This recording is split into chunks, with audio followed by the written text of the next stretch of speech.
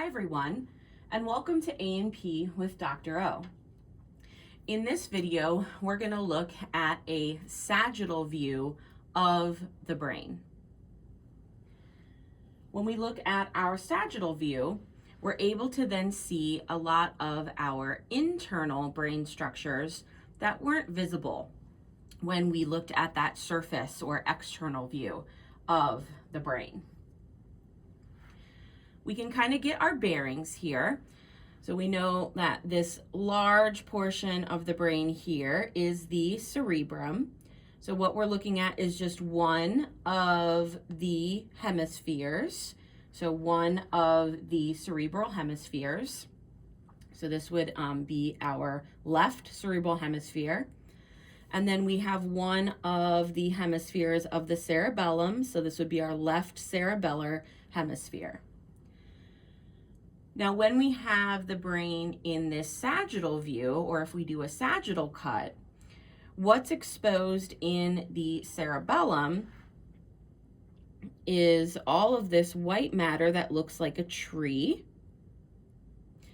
And that white matter that looks like a tree is known as the arbor vitae.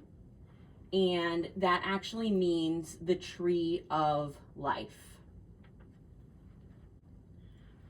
Let's take a look at some of the other structures that we can see from this sagittal view. We can see structures that are associated with the diencephalon and the brainstem. The diencephalon is going to contain the thalamus, which is this oval structure here, and then below the thalamus is the hypothalamus. So those would be part of the diencephalon. The brainstem is going to contain the midbrain, the pons, and the medulla oblongata. And the medulla oblongata is going to be continuous then with the spinal cord.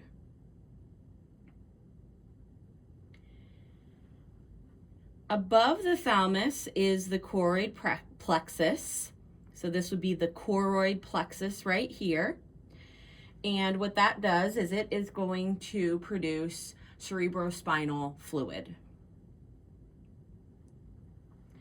Above the choroid plexus, so again, here's the choroid plexus, is this structure here known as the corpus callosum.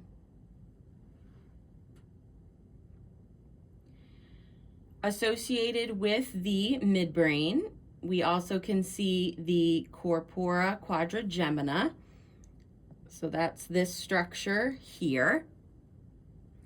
And that is going to be important for us to process sight and sound reflexes.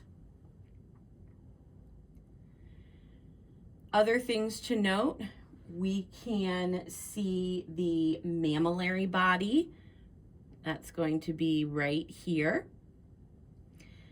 And there are two glands that we can see as well. We can see the pituitary gland here. It is going to be connected to the hypothalamus by a stalk known as the infundibulum. So there's this little stalk right here.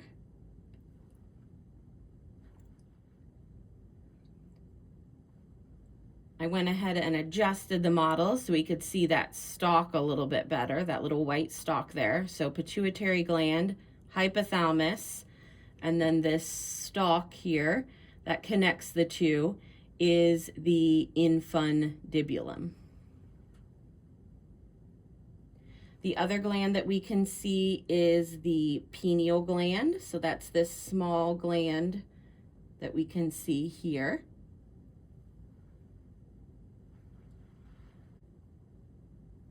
And there you have it, the brain in sagittal view.